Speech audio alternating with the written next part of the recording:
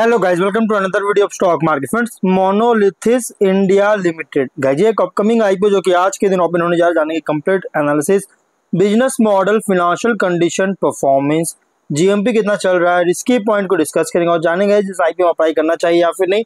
चलिए friends, video start करते हैं। तो गाइस, आईपीओ जो 12 जून ओपन हो रहा था, आज के दिन ओपन हो रहा है और 16 जून क्लोज किया जाएगा। 3 डे आईपीओ, 10 रुपीज का face value, 135 to 143 rupees per share की प्राइस बन, 1000 शेयर्स की लॉट साइज, 54,48,000 शेयर्स का इशू किया जा रहा है। 82.02 करोड़ का फुल्ली फ्रेश इशू आईपीओ है। बुक बिल्ड आईपीओ और एनएसई एसएमई पे लिस्टेड किया जाएगा। मार्केट मेकर हेम फिनले जिसके मार्केट मेकर है। अलॉटमेंट डेट की बात करें तो यहाँ पे 17 जून का डेट रखा गया। 18 जून को रिफंड रिलीज किया जाएगा, शेयर एस्टीमेट अकाउंट में क्रेडिट होगा और 19 जून लिस्टिंग डेट रखा गया है। यहाँ पे रिटेल ओनली 1 लॉट अप्लाई कर सकते हैं, 1000 शेयर्स मिलेंगे। एचएनआई मिनिमम 2 लॉट अप्लाई कर सकते हैं, 2000 शेयर्स मिलेंगे। और ऑफर दिया गया है क्यूआईबी 32.8%, एचएनआई 12.8%, रिटेल 30% का ऑफर दी गई है। एंकर इन्वेस्टर से 9.05 करोड़ का फंड रेज किया गया। कंपनी के प्रमोटर की बात करें तो Prabhat Tekriwal, Sharmila Tekriwal, Harsh Tekriwal, Kritish Tekriwal, Kargil transport private limited इसके प्रमोटर है। प्री इशू होल्डिंग 100% का, पोस्ट इशू 73.6% का होल्डिंग देखने को मिल जाएगा। अब देखिए, अगर हम इसके जीएमपी की बात करें तो कंपनी का जीएमपी 36 रुपीज का ट्रेड करा, इसके अकॉर्डिंग 25% का लिस्टिंग मिलने जा रहा है। 179 रुपीज पर लिस्टिंग होने के चांस है, जो कि एक बहुत अच्छी लिस्टिंग दे रही है। अब बात करते हैं बिजनेस का, तो कंपनी 2018 के अगस्त मंथ में इनकॉर्पोरेट किया गया था, जो कि ये कंपनी जो है स्पेशलाइज्ड रैमिंग माश, जो कि एक हीट इंसुलेशन रिफ्रैक्टरी जो कि यूज होता है कहाँ, तो iron and steel industry induction furnace में यूज किया जाता है, जिसका मैन्युफैक्चर और सप्लाई करता है। तो किसका, तो रैमिंग माश का।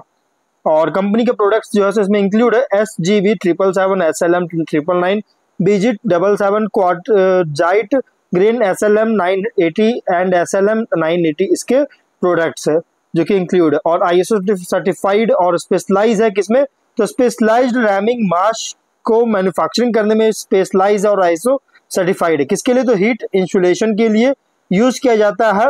रिफ्रैक्टरी कंज्यूमेबल जो है एज अ कस्टमर्स यूज करती है, किसमें कस्टमर्स यूज करता है, जो कि एज अ रिफ्रैक्टरी कंज्यूमेबल होता है इंडक्शन फर्नेस में, iron steel and foundry plants के लिए। कंपनी के मेजर कस्टमर्स की बात करें तो आयरन एंड स्टील प्रोड्यूसर जो है ईस्टर्न इंडिया में, मेनली कहाँ, तो ईस्टर्न इंडिया, वेस्ट बंगाल, झारखंड, उड़ीसा, ये 3 स्टेट में जो आयरन एंड स्टील प्रोड्यूसर्स है उनको कंपनी मेनली सप्लाई करता है प्रोडक्ट्स का। मैन्युफैक्चरिंग यूनिट पुरुलिया वेस्ट बंगाल में है।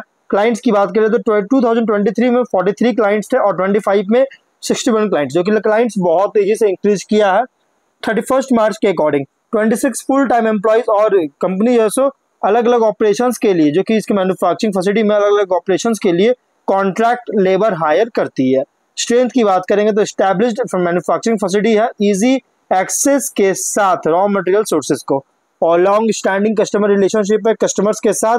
लोकेशन एडवांटेज भी मिल रहा है कंपनी को। एक्सपीरियंस्ड प्रोमोटर और मैनेजमेंट टीम है। ट्रैक रिकॉर्ड भी हेल्दी फाइनेंशियल परफॉर्मेंस का देखने को मिला, जो कि मैं आपको आगे बताऊंगा इसके फाइनेंशियल परफॉर्मेंस को लेकर। देखिए, एसेट्स 23 में 16.2 करोड़ का और अभी ये 55.9 करोड़ का।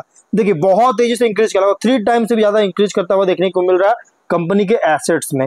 और वहीं अगर हम नेटवर्थ की बात करें 10 करोड़ का था और यहाँ पर देखिए 35 करोड़ का, जो कि 3 टाइम से ज्यादा इंक्रीज किया, 3.5 टाइम इंक्रीज किया। रिजर्व्स भी देखिए तो 19.2 करोड़ के आसपास देखने को मिल रहा है। डेट 7.4 करोड़ का 25 में, बहुत तेजी से इंक्रीज किया है एसेट्स, नेटवर्थ और रिजर्व में। और अगर हम बात करें रेवेन्यू प्रॉफिट का तो 23 में 41.9 करोड़ का रेवेन्यू, 4.5 करोड़ का प्रॉफिट। 24 में 69 करोड़ का रेवेन्यू, 8.5 करोड़ का प्रॉफिट।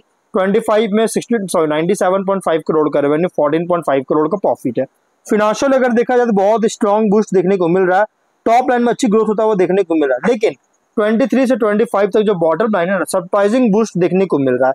और ये जो सरप्राइजिंग बूस्ट हुआ 23 से 24 सर्ज बूस्ट जो देखने को मिला है, ये सिर्फ डाउट ही क्रिएट नहीं कर रहा, बल्कि सस्टेनेबिलिटी को लेकर एक कंसर्न रेज कर रहा है आगे चलकर। और अगर हम बात करें रेशियोज का तो ROE 54%, ROC 46%, debt equity 0.2 time का, RONW 41%, PAT margin 14.9%, price to book value 12.2 times का, पी रेशियो 15.8 टाइम्स का है।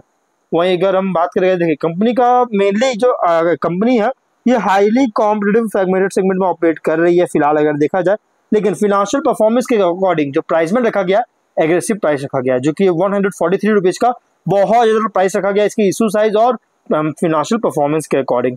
और कुछ रिस्की पॉइंट की बात करें तो टॉप 3 सप्लायर्स कंपनी का बहुत ज़्यादा डिपेंड करता है, जो कि यहाँ पे अगर देखिए तो 46%, 38.3% और 29.9% का कॉन्ट्रीब्यूशन था। और इसलिए गाइस एक क्या ज़्यादा सप्लायर्स में अगर सप्लाईज में कोई भी डिस्ट्रप्शन होता है तो एडवर्सली अफेक्ट कर सकता है बिजनेस फिनांसेस को। टॉप 3 कस्टमर्स भी बहुत ज़्यादा रेवेन्यू जनरेट कर रहा है, जो कि देखिएगा तो 26%, 29.6%, 25.5% का। और इसलिए गाइस इनकी 3 कस्टमर्स में से कोई भी एक कस्टमर्स लॉस होता है या रिटेन करने में फेलियर होता है, बेस एक्सपैंड नहीं कर पाता है, तो इसकी वजह से गाइस कंपनी का बिजनेस फिनेंशियल स्टैंडिंग को एडवर्सली अफेक्ट कर सकता है। मेनली इसका मैन्युफैक्चरिंग फैसिलिटी कहाँ है तो ये पुरुलिया वेस्ट बंगाल में ऑपरेट कर रहा है, जो कि एसेंशियल है प्रोडक्शन प्रोसेस के लिए। और इसलिए अगर पुरुलिया मैन्युफैक्चरिंग फैसिलिटी में कोई भी निगेटिव मतलब डिस्ट्रप्शन होता है तो निगेटिवली अफेक्ट कर सकता है प्रोडक्शन कैपेसिटी को। Plus company third party transportation पर जो है so third party transportation providers पर रिलाई करता है, बोथ रॉ मटेरियल प्रोक्योरमेंट के लिए और प्रोडक्ट डिस्ट्रीब्यूशन के लिए। और इसलिए गाइस इस ट्रांसपोर्टेशन सर्विसेज में कोई भी अगर फेलियर होता है या डिले एक्सीडेंट होता है जिससे डिस्टर्ब कर सकता है कंपनी का सप्लाई चेन को और कस्टमर डिलीवरीज को। और वेस्ट बंगाल की अगर बात करें कॉन्ट्रीब्यूशन का तो लगभग यहाँ पे 81.7% का, 68.7% का, 66.5% का कॉन्ट्रीब्यूशन था, वेस्ट बंगाल का रेवेन्यू कॉन्ट्रीब्यूशन था। और इसलिए ज्योग्राफिकल कॉन्सेंट्रेशन एक्सपोज हो सकता है कंपनी को लोकल रिस्क से रिलेटेड, जैसे नेचुरल डिजास्टर्स, पॉलिटिकल इंस्टेबिलिटी या फिर रीजनल डिमांड में अगर कोई चेंज होता है तो। प्लस सिग्निफिकेंट पोर्शन जो रेवेन्यू है ये जनरेट कर रहा है SGB 777 के सेल से। कंट्रीब्यूशन अगर देखिएगा 22% का, 56%, 52% का, 49.7% कंट्रीब्यूशन था। अगर इस प्रोडक्ट में के लिए डिमांड में रिडक्शन होता है या सेल्स में लॉस होता है, रिडक्शन होने के कारण सेल्स में लॉस होता है गाइस, तो कंपनी का एडवर्सली अफेक्ट कर सकता है business financial condition, result of operation, cash flows को। प्लस कंपनी का जो शेयर है ये इसके लाइन ऑफ बिजनेस जो है ग्रुप कंपनी के साथ लाइन ऑफ बिजनेस में शेयर इसका कंपनी का है, और जो कि mineral India global private limited में मोनोलिथिस जो इंडिया शेयर्स है ये मतलब कि इसके लाइन ऑफ बिजनेस जो कि मतलब अगर देखा है तो ग्रुप कंपनी के साथ जुड़ा हुआ है।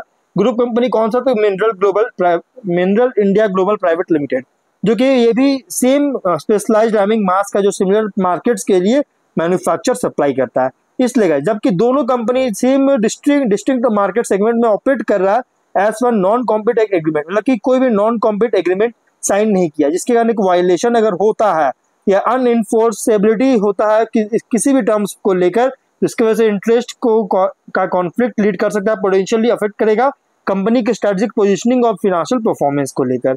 25 के according total trade receivables 19.2 crore का, जो कि शार्प इंक्रीज देखने को मिला, जो कि 23 में 6 करोड़ का था, 24 में 11 करोड़ का, 25 में 19 करोड़ का शार्प इंक्रीज देखने को मिला। अगर ये रिसीवेबल्स को कलेक्ट करने में फेलियर होता है ऑन टाइम, जिसके कारण कंपनी का जो है सो निगेटिवली इंपैक्ट कर सकता है बिजनेस फिनेंशियल कंडीशन को। प्लस कंटेंजेंट लाइबिलिटीज की बात कर 4.4 करोड़ का, अगर ये कंटेंजेंट लाइबिलिटीज अगर मटेरियलाइज होता है तो एडवर्सली अफेक्ट कर सकता है फिनेंशियल पोजीशन को। आउटस्टैंडिंग फिनेंशियल इंडेटनेस 7.3 करोड़ का, अगर इसको रिपे नहीं कर पाता तो ऑपरेशन फिनेंशियल पोजीशन को भी हर्ट कर सकता है। तो कुछ रिस्की पॉइंट है। GMP 36 रुपीज का ट्रेड कर रहा है, जिसके अकाउंट 25% एक बहुत स्ट्रॉन्ग लिस्टिंग मिलने जा रहा है, 179 रुपीज पर लिस्टिंग होने के चांस है।